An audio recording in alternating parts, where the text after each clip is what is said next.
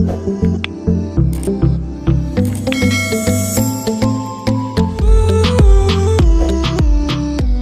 नमस्ते साथीहरु, स्वागत छ तपाईहरुलाई हाम्रो च्यानल नेपाल इन्जिनियर्स लोकसेवा सोलुसनमा। आजको भिडियोमा प्रदेश लोकसेवा आयोग गण्डकी प्रदेश नेपाल इन्जिनियरिङ सेवा सिभिल समूहको एसिस्टेन्ट सब इन्जिनियरको लागि चाहिँ चौथो लेभलको लागि चाहिँ एउटा सेट लिएर उपस्थित भएको छु। गण्डकी प्रदेश तयारी गर्ने सबै साथीहरुको लागि यो चाहिँ इम्पोर्टेन्ट सेट रहनेछ र यस्तै टाइपको मोडल सेटहरुबाट चाहिँ तपाईको क्वेशन आउनेछ। त्यही भएर यदि माथिको 3-4 वटा जुन सेट अपलोड गरेको छुइन त्यो पनि हेर्नु होला। गण्डकी प्रदेशको एउटा म प्लेलिस्टै बनाइदिएको छु, त्यो पनि हेर्दै जानु होला।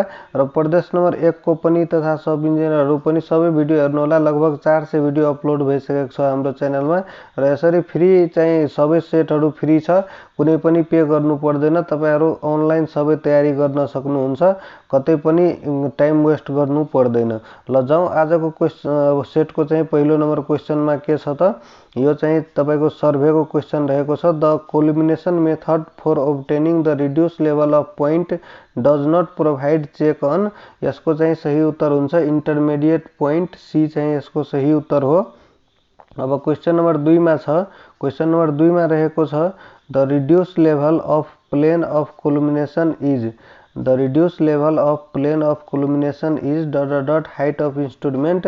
त्यसको चाहिँ सही उत्तर हुन्छ, यो खासमा रेडीको क्वेशन हो, is equal to height of instrument हुन्छ। The reduce level of the plane of collimation is equal to height of instrument. अब क्वेशन नम्बर 3 मा छ when the angular measurement of a transverse and when the angular measurement of a traverse are more precise than the linear measurement, the balancing of traverse is done by transit rule। यसको चाहिँ सही उत्तर A हुन्छ। अब question number 4 मा के छ त, 4 मा रहेको छ when the object lies on the left hand side। when the object lies on left hand side भन्नाले यहाँ on the chain line यो मानो चेन लाइन हो अनि लेफ्ट साइडमा चाहिँ यदि ऑब्जेक्ट लाइज छ भने then while taking the offset with an optical square it is held in right hand side. यसरी राइट ह्यान्ड अपराइट, यसको चाहिँ सही उत्तर डी हुन्छ। अब क्वेशन नम्बर 5 मा के छ त,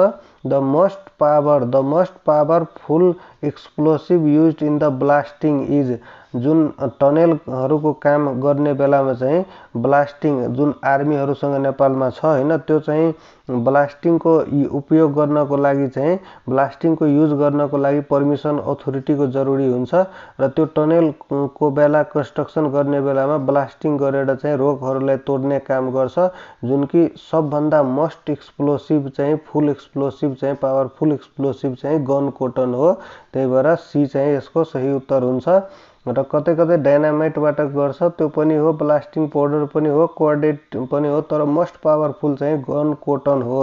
अब क्वेशन नम्बर 6 मा छ in order to dry the quarry sap of a freshly quarried stone it should be exposed to open air for a period of 6 to 12 months। यसको चाहिँ सही उत्तर सी हुन्छ। In order to dry the quarry sap of a freshly quarried stone it should be exposed to open air for a period of 6 to 12 months। C चाहिँ यसको सही उत्तर हुन्छ। अब क्वेशन नम्बर 7 मा छ slate in the form of tiles is used as an excellent roof covering material।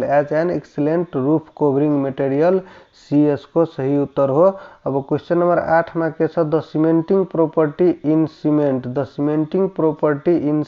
is mainly due to lime। यसको चाहिँ सही उत्तर हो।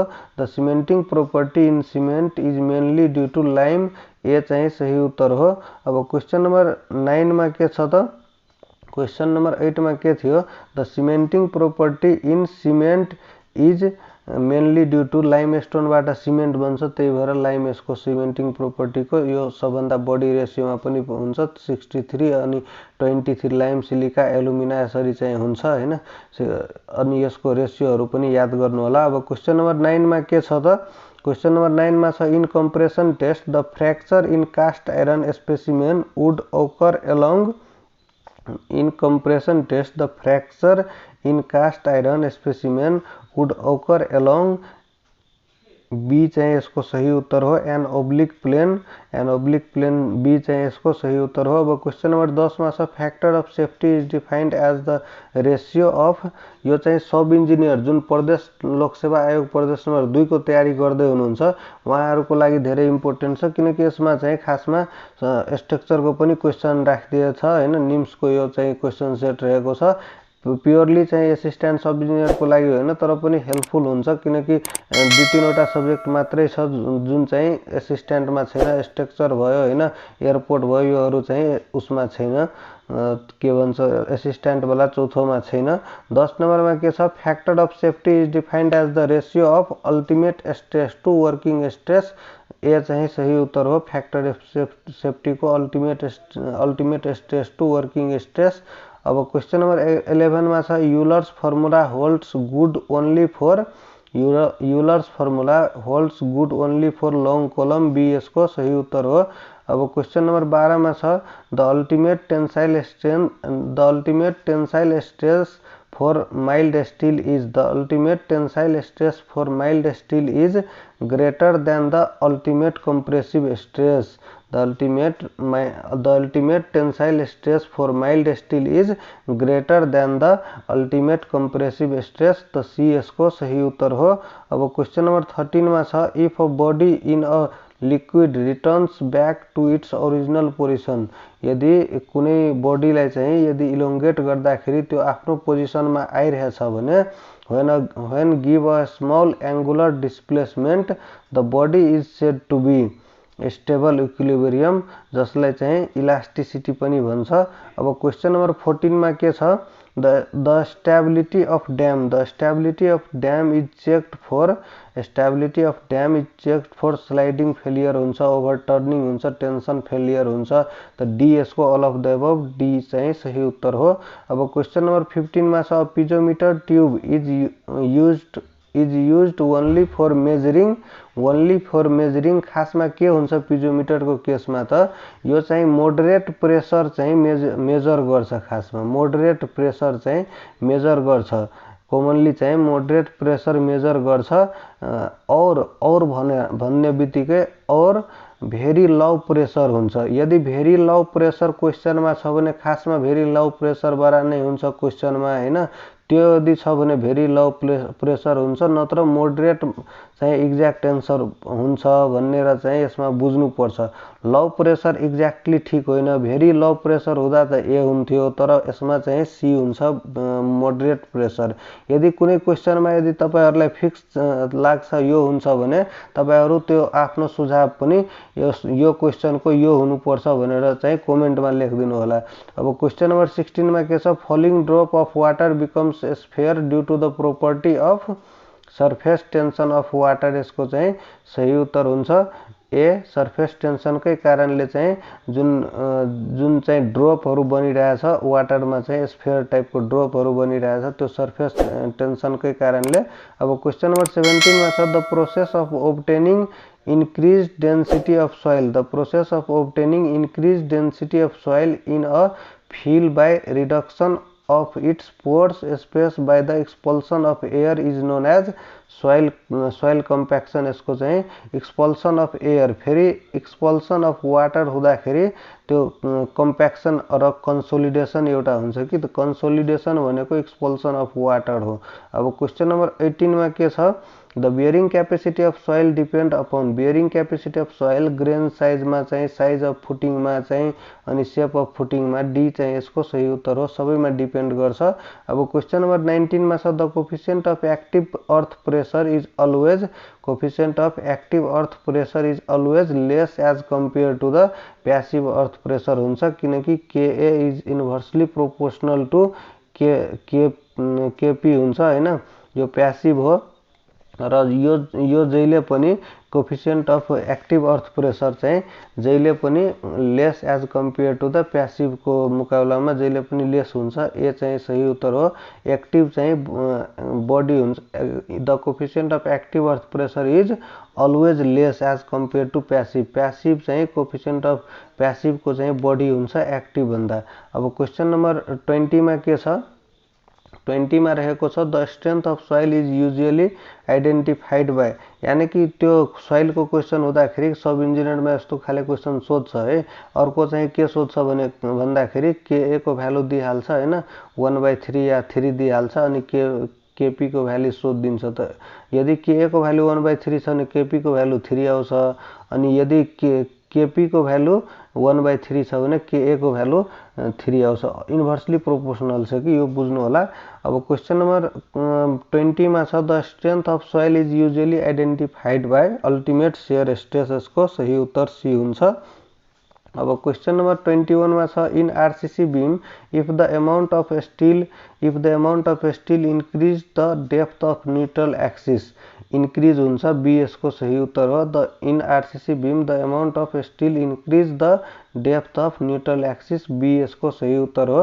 अब क्वेशन नम्बर 22 मा छ the maximum spacing of side face reinforcement in a beam should be, the maximum spacing of side face reinforcement in a beam should be 300 mm को चाहिँ साइड फेस बीम को चाहिँ maximum spacing of side force reinforcement in beam should be 300 mm, यसको सही उत्तर हो। अब question number 23 मा छ by over reinforcing a beam the moment of resistance can be increase not more than, the moment of resistance can be increase not more than 1 खासमा चाहिँ 1.5 हुनुपर्ने 15%, यसको सही उत्तर अब यसमा लेख्नु पर्छ। In by over reinforcing a beam the moment of resistance can not be increase more than 15%। अब क्वेशन नम्बर 24 छ an under reinforce section means, under reinforce section means के हुन्छ भन्दाखेरि अन्डर रेन्फोर्स सेक्सनमा स्टिल विल इल्ड फर्स्ट हुन्छ र over रेन्फोर्समेन्टमा concrete will yield first हुन्छ। ओभर रेन्फोर्स को पनि याद राख्नु होला, ओभर र अन्डरमा चाहिँ सब इन्जिनियरमा सोधिरहेको हुन्छ। अब क्वेशन नम्बर 25 मा छ द फ्लोर हाइट अफ, यहाँदेखि फेरि एसिस्टेन्ट को लागि पनि काम लाग्छ। The floor height of 3 metre building is constructed 7 number of tread going, the number of riser कति हुन्छ त राइजर प्लस ट्रेड, यति कुरा याद राख्नु होला। राइजर यदि सोध्छ भने त riser minus tread is equal to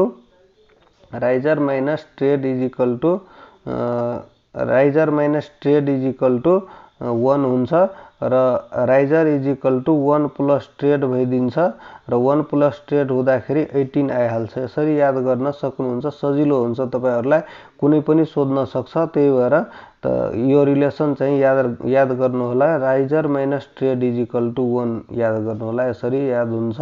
अब क्वेशन नम्बर यसको चाहिँ कति आउँछ त 17 + 1 18। अब 26 मा के छ carpet area of building does not include the area of, carpet area चाहिँ कहाँ हुँदैन त एलोङ द वालहरुमा चाहिँ विथ डोर एन्ड ओपनिङ, योहरुमा हुँदैन, बरन्डामा पनि हुँदैन, corridor bathroom laboratory kitchen pantry, यो चाहिँ खासमा कार्पेट एरिया भनेको आफ्नो लिभिङ एरिया हो, खासमा बेडरुमहरुमा गरे हुन्छ। त्यही भएर all of the above note भन्ने बित्तिकै नोट इन्क्लुड भनेको त योहरुमा त हुँदैन कार्पेट एरिया। अब क्वेशन नम्बर 27 मा के छ the function of cleat in roof truss is, the function of cleat in roof truss is prevent purlin from tilting, C यसको सही उत्तर हो। अब क्वेशन नम्बर 28 मा छ the height of parapet wall is generally 75 centimetre हुन्छ, height of parapet wall generally 1 metre भन्दा 25 centi कम हुन्छ हैन, 75 mm, the height of parapet wall is generally kept 75 mm।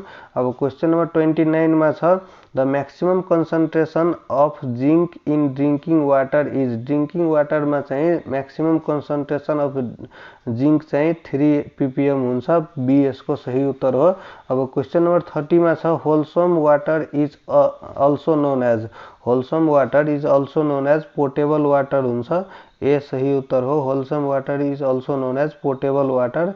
अब क्वेशन नम्बर 33 मा के छ त to sewage system is laid at same grade will be hydrologically equivalent if के को कारणले चाहिँ two sewage system laid at same grade will be hydraulically equivalent if their discharge capacity when running full are equal, तो ए चाहिँ यसको सही उत्तर हो। To sewage system laid at same level छ भने will be hydraulically equivalent if their discharge capacity when running full are equal। तो ए यसको सही उत्तर हो। अब क्वेश्चन नंबर 32 मा छ widely used pipe for rural water supply in Nepal को लागि चाहिँ एसडीपी पाइप ए चाहिँ सही उत्तर हो। अब क्वेश्चन नंबर 33 मा छ water shed line is adopted for aligning an irrigation canal if water from a sharp loop canal has to take off from river town and village are located on the water line। The water line is abandoned for aligning an irrigation canal if यसको चाहिँ सही उत्तर D हुन्छ all of the above। अब question number 34 मा के छ the phenomenon of salt coming up in solution and forming a layer of crust on surface after the evaporation of water is known as efflorescence. यसको चाहिँ सही उत्तर हुन्छ salt coming out हैन, जुन सेतो सेतो आएको हुन्छ वालमा हैन त्यसलाई इफ्लोरेसेन्स भन्छ त। The phenomenon of salt coming up in the solution and forming a layer of crust on surface after the evaporation of water. त यसको सही उत्तर सी हुन्छ। अब क्वेश्चन नंबर 35 मा छ the crop which improve the nitrogen content of soil is leguminous crop भन्छ त्यसलाई। र यो दालहरुमा हुन्छ, खासमा दालको खेतीमा चाहिँ नाइट्रोजन कन्टेन्ट चाहिँ सोइलको इम्प्रुभ गर्छ। त्यही भएर सबै चोटी सबै साल चाहिँ दालको खेती गर्दाखेरि त्यो चाहिँ जमिनको चाहिँ अलिकति नाइट्रोजन कन्टेन्ट बढाएर त्यो जमिनलाई चाहिँ मजबुत बनाउँछ।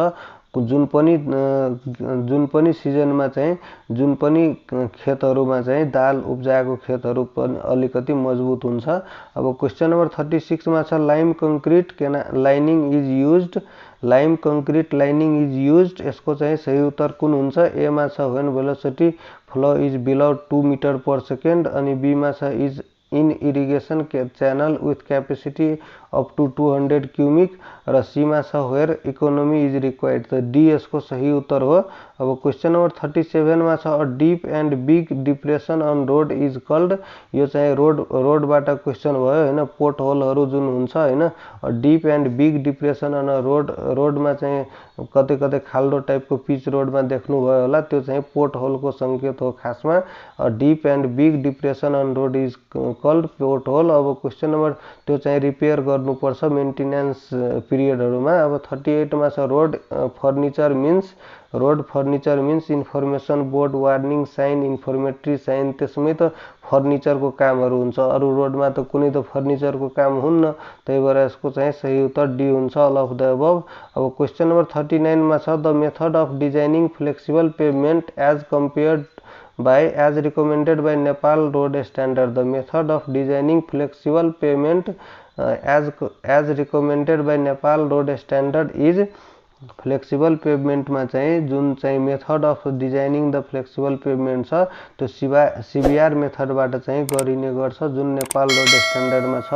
अब क्वेश्चन नंबर 40 मा छ the portion of road causing loud rumbling sound and vibration when a vehicle passes over them is called rumble strip. यसको सही उत्तर ए हुन्छ रम्बल स्ट्रिप।